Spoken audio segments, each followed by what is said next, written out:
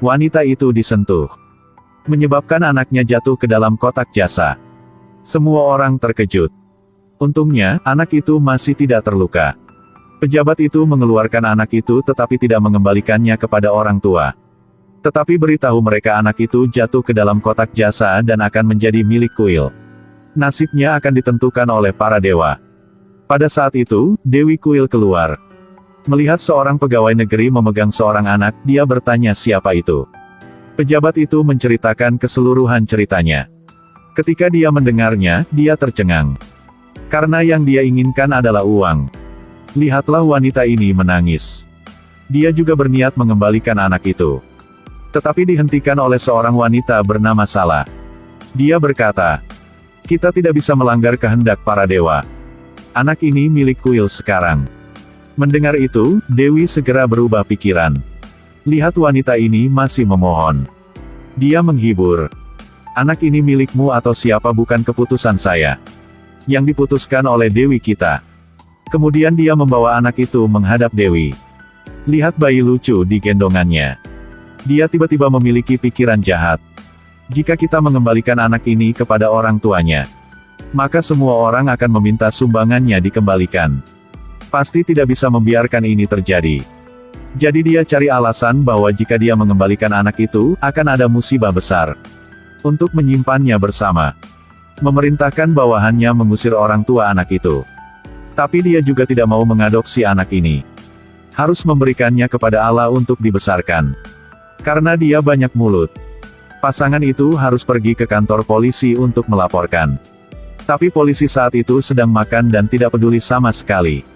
Istri marah. Bergegas untuk berdebat dengan mereka tetapi diusir.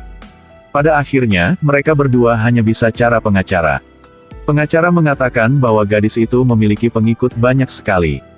Jika membuat mereka marah, mereka akan membakar rumahnya. Atau akan menemui dia di jalan dan membunuhnya. Pasangan yang tak berdaya harus kembali untuk cari anaknya sendiri. Di sisi lain Salah membawa pulang bayi itu tetapi terus menangis. Dalam kemarahan dia melemparkannya keluar. Pada saat ini, mobil polisi sedang melaju di jalan dan mengumumkan. Satu harimau sirkus telah melarikan diri di luar. Menakut-nakuti semua orang. Harimau itu memamerkan giginya yang tajam ke arah anak itu. Orang tua anak itu juga datang ke sini. Melihat harimau tanpa ragu memanjat di atas anak itu. Mereka ditakutkan di dekatnya. Dua orang yang tidak peduli dengan bahaya dengan cepat berlari ke sana. Harimau itu hendak menyerangnya tetapi tiba-tiba jatuh ke tanah. Orang-orang di sekitar mengira itu keajaiban, jadi mereka bergegas melihat. Sang suami menarik istrinya kembali. Begitu mereka dikenali oleh semua orang. Berarti akan dipukuli sampai mati. Tapi orang sekitar masih belum tahu. Mengira pencerahan Dewi. Anak ini jelas bukan anak biasa. Jadi mereka semua mengangkat tangannya menghormati anak itu. Tapi nyatanya harimau itu ditembak polisi sebelum dibius. Jadi pas mau bunuh anak obatnya manjur, jadi pingsan. Salah tinggal di rumah setelah mendengar sorakan. Dia mengambil piring dan mengoleskan titik di dahinya. Semua orang menganggap anak itu sebagai perwujudan Dewi. Semua orang menyumbangkan semua uang dan perhiasan untuk menunjukkan rasa hormatnya. Salah awalnya tidak berniat membesarkan anak itu. Tapi dia langsung berubah pikiran. Karena anak ini adalah ayam yang bertelur emas. Hanya satu malam, tetapi menghasilkan beberapa ratus juta. Saat keduanya menyembunyikan uang, orang tua anak itu menyelinap masuk dan memeluknya.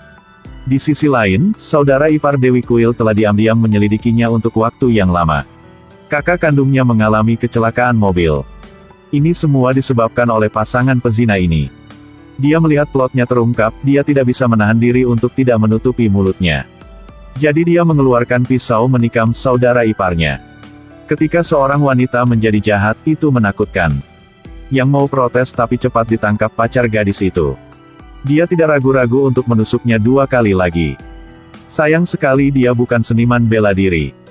Pada saat ini, sebuah truk tiba. Itu adalah pasangan yang membawa anaknya untuk melarikan diri. Tidak sengaja mereka bertemu lagi. Kedua orang itu terkejut dan dengan cepat memundurkan mobil. Lalu pergi ke jalan berlumpur kecil. Gadis itu dan pacarnya masih mengejar.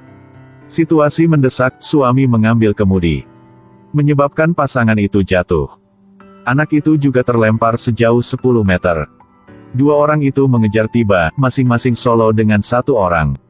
Dia orang dengan status rendah di masyarakat, bahkan tidak memiliki keberanian untuk melawan. Sang suami ditikam sampai mati oleh majikannya. Istri juga ditangani olehnya dengan cepat. Bayi malang baru berumur beberapa bulan harus menyaksikan orang tua kandungnya dibunuh secara tragis. Bagaimana nasib anak tersebut?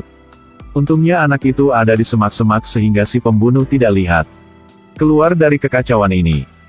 7 tahun telah berlalu dalam sekejap mata. Sekelompok orang berdiri di sekitar danau membicarakan sesuatu. Tiba-tiba seorang gadis kecil muncul dari danau. Dua tangan masih memegang beberapa koin.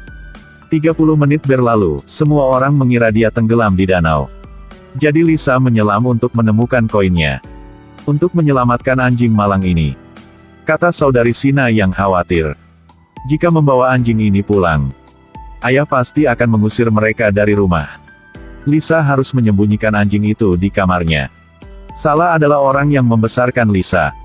Saat mengatur barangnya, dia melihat seberkas rambut. Dia tiba-tiba teringat penghinaan masa lalu. Dia dan Sinta setelah membunuh satu petugas polisi dan orang tua Lisa. Mereka juga berpura-pura sedih dan berduka. Dan pada saat yang sama menyalahkan Sala dan Dahai. Jika bukan karena dua orang yang tidak merawat anak dengan baik, maka anak itu tidak akan diambil oleh orang tuanya. Polisi bahkan tidak mati karena menghentikannya. Kata-kata ini menghapus dosa dia dan Sinta. Dia dengan alasan bahwa dia ingin menghukum mereka atas nama Dewi. Memotong rambut Sala dan mengusir mereka selama 7 tahun. Suami yang lumpuh melihat dia melakukan ini sangat marah. Tetapi ketika pergi, mereka menemukan Lisa menangis di semak-semak. Memang benar karma. Sala mengira ini adalah hadiah dari Dewi untuknya. Segera mengambil keputusan. Harus pakai bayi ini sebagai senjata untuk membalaskan dendam. Dan mengungkapkan kebohongannya. Rasa malu 7 tahun lalu masih membekas di hati Sala. Sekarang saatnya dia membalas dendam. Juga hari ini adalah hari ulang tahun nenek. Dia akan menerima salam dari para penyembah. Taburkan koin emas pada mereka. Itu kebetulan. Panci koin emas dibuat oleh Dahai. Setelah memasukkannya ke dalam mobil, Lisa ingat anjing itu masih di dalam. Gadis itu berlari sejauh 2 kilometer. Saat mobil berhenti lampu merah, dia menyelinap ke dalam mobil. Lalu lompat ke toples. Keluarkan anjing itu dan berikan kepada saudaranya. Tapi saat ini lampu hijau menyala. Mobil tiba-tiba mulai bergoyah. Kepalanya membentur dinding vas dan dia pingsan. Ini adalah kedua kalinya dia jatuh ke dalam toples ini. Setelah tiba, mereka menaburkan sejumlah besar koin emas di dalamnya. Bahkan koin emas yang jatuh tidak membangunkan Lisa. Di luar ritual untuk memberi selamat Dewi Kuil telah dimulai. Satu kaki besar terentang. Dua umat melakukan ritual mencuci. Perlakukan cuci kaki sebagai air suci dan tuangkan ke dalam toples. Bau cucian kaki tidak membangunkan Lisa. Vas itu kemudian dibawa ke tempat kudus. Ini adalah hadiah yang disiapkannya untuk para penyembah. Dia perlahan meraih ke dalam toples. Dia baru saja meraih kepala seorang gadis kecil. Seluruh tubuh bertatahkan emas seperti arahat. Dia dikejutkan oleh cahaya yang memancar dari tubuhnya. Semua orang percaya Dewi memiliki pencerahan. Dengan hormat memanggil Dewi emasnya secara bergantian. Dan Lisa berdiri tercengang, tidak mengerti apa yang terjadi. Pada saat ini Sala dan Dahai datang. Lihat hal ini. Sala ingat 7 tahun yang lalu. Saat itu Lisa masih bayi dan dilemparkan ke dalam kotak jasa. Dewi Kuil menganggap Lisa sebagai pengorbanan. Hari ini sama dengan hari itu. Jika dia tahu itu orang yang sama, maka rencananya yang telah dipersiapkan selama 7 tahun akan hancur. Saat ini para penyembah mengambil koin emas dari tanah. Sentuh lagi dengan tanganmu. Ternyata ini hanya koin berlapis tembaga palsu. Segera mengkritik Dewi Kuil sebagai penipu.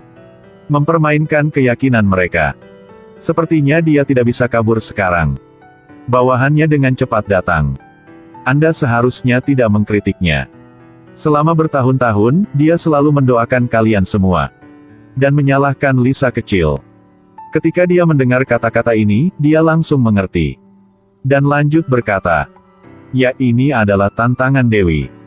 Dewi ingin melihat siapa Anda adalah orang percaya sejati." Dengan kata-kata ini saja dia mendapatkan wajah. Untuk membuktikan ketulusanku. Memerintahkan para pelayan untuk mengembalikan semua perhiasan para penyembah. Begitulah cara meyakinkan mereka.